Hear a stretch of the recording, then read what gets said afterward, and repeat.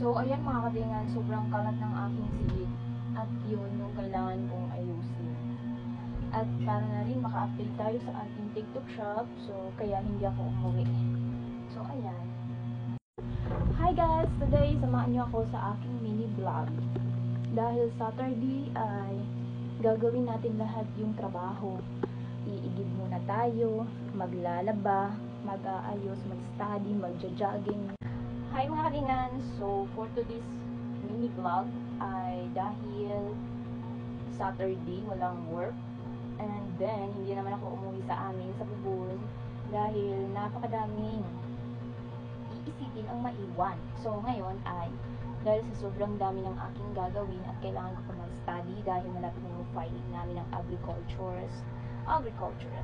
So, dahil parang feel ko is kunti na lang yung oras ko then at Monday, babalik na naman sa work. So, guys, is the first thing to do is dahil wala naman akong water ay magpaparefill muna ako. Tamang-tama, dadaan dito yung aking kuya ay sasabay ako.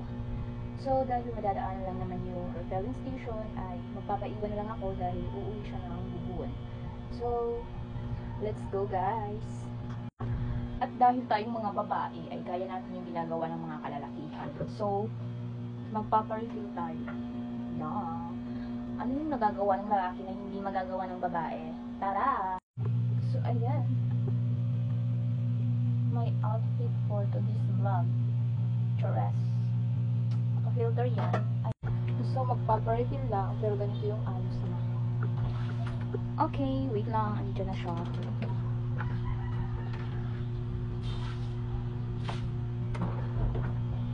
Hi, Aslan!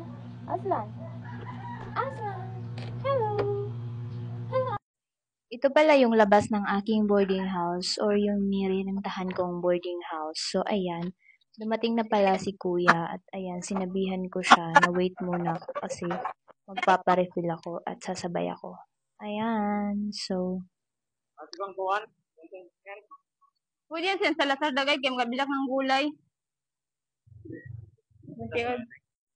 dito ako madalas nagpaparefill ng tubig at ayan, suking-suki ko na sila. Ayan, ganda-gandahan muna tayo sa salamin.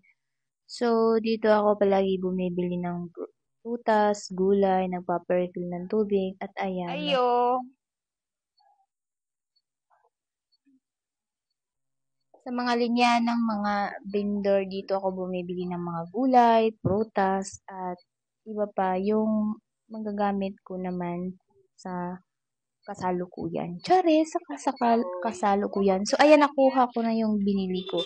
So, yung pinamili ko naman ay yung egg, Abel Moscos Escolentos, Lycopersicum Esculento, and of course, Allium Cepa or Sativa.